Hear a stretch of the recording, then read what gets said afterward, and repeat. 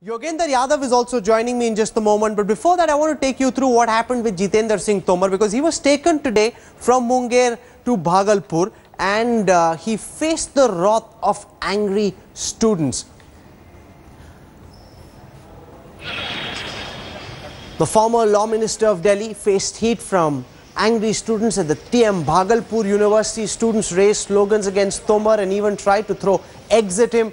Tomatoes were also hurled at the former Delhi Law Minister. There was also an ink attack on Tomar that took place as the Delhi police team took him in an SUV from the Tilka Manjhi University. Tomar, who's on police remand on the charge of possessing a fake law degree, was brought to the university by a Delhi police team as part of its ongoing investigation in this case. I want to go across now to Yogendra Yadav. He's joining us on this broadcast.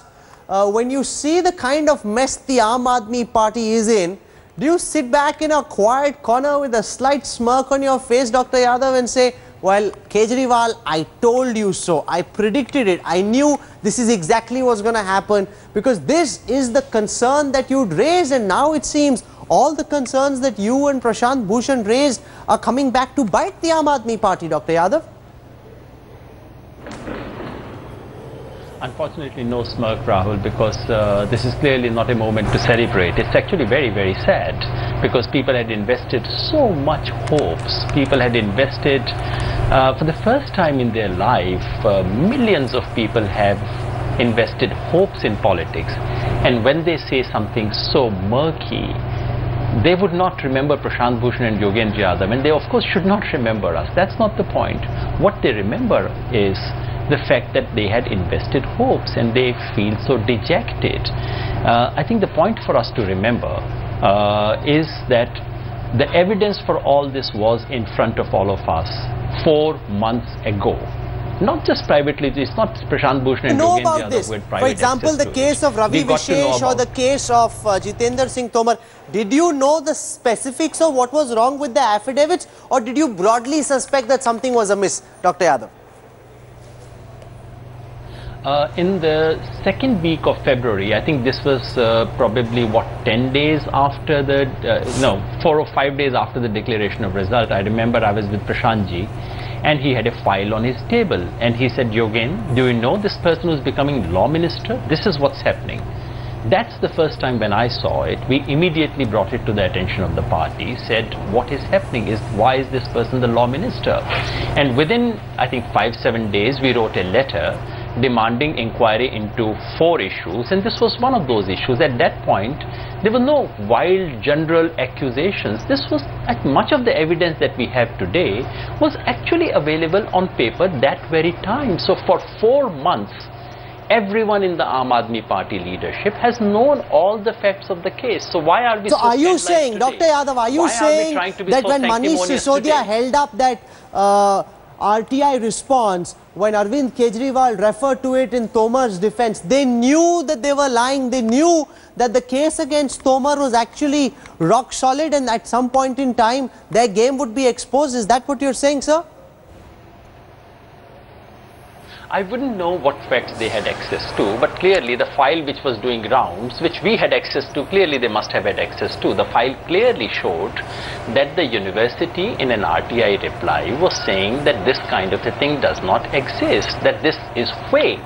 All this RTI response was there available in the second week of February. It was there available to everyone.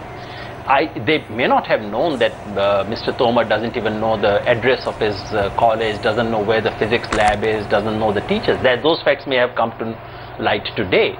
But the basic elementary facts were known. And Rahul, the simple question you would ask, if someone said this employee of yours doesn't have a degree, what would you ask him? You would say, so, see, this is an allegation. Can you bring the degree by tomorrow? Absolutely. He would say, well, I don't have it right now on me. You would say, well, let's bring it by Monday. Absolutely. That's what you would do, wouldn't you? So Dr. Yadav, I'm curious to know how many such people are there? So we've seen Jitendra Singh Tomar exposed. We've exposed Ravi Vishesh's game today on our channel. How many more such stories should we be looking for? I wouldn't know. I've heard of only 3 so far, and much of that through the media, because it's not my business to dig dirt on Aam Aadmi Party. We are into something positive, constructive. That negativity is not our central business. We have heard 3 so far. One about Surinder, Commando Surinder. There is something curious about his degree. There is Ravi Vishesh, where there is clear conflicting statements in 2 different affidavits. One of that is clearly a lie. And the third is Jitendra Tomar, we've heard so far. But in all fairness, we must register this one simple fact. It's not just Aam Aadmi Party.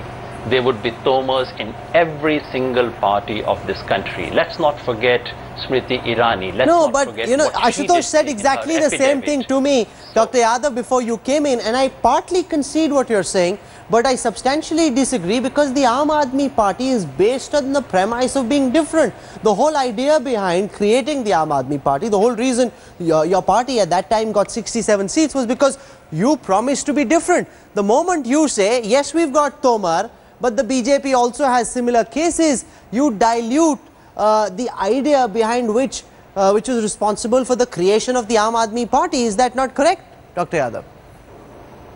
Rahul, you are absolutely right, and this is what I used to say even when I was spokesperson of the party, that a party which has come on the plank of honesty and integrity should be prepared to be grilled a little more than anyone else, should be examined more critically than anyone else. This is the elementary position. I think in the point that I'm making and what Ashutosh may have made, there is a difference. I'm not saying other parties have it, so let's not talk about Aam Aadmi Party. I'm saying let's talk about Aam Aadmi Party and let's talk about others as well. Let's catch. Do you find Arvind Kejriwal's silence, sir, rather irksome, that he's very quick at levelling charges at the media, at other political parties, but each time, whether it was the Spamnath Bharti story that we broke earlier, or the charges against Somnath Bharti now, the charges against Jitendra Singh Tomar, the charges against Ravi Vishesh, the Chief Minister hasn't uttered a word, not a single word about any of these. Do you think he really, as the face of this party and the government, ought to be coming forward, taking questions, answering why he messed up? I'll simply make a general remark about the entire leadership of the party, of the government as well, and specifically on the case of Mr. Jitendra Singh Tomar, which I know a thing or two about. Others I don't know enough and I should not be commenting on. What we have witnessed in the last 4 months, let's not talk about the last 2 weeks, because the evidence was there for the last 4 months. What we have witnessed in the last 4 months is dodging, is simple, silly counter allegations. We have witnessed all kinds of distractions being used, all kinds of technicalities being used, all kinds of political allegations being used. Much of that may be right. But what we have not witnessed is a courage to come clean on a core ethical issue. Absolutely. The simple issue is whatever the technicalities of arrest, whatever the facts of political vendetta, and I would be the first one to grant that there is an element of political vendetta.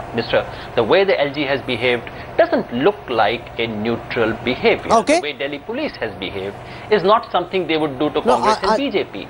But this is no defense. You cannot run away from an ethical question by simply citing these things. The simple question is your minister lying?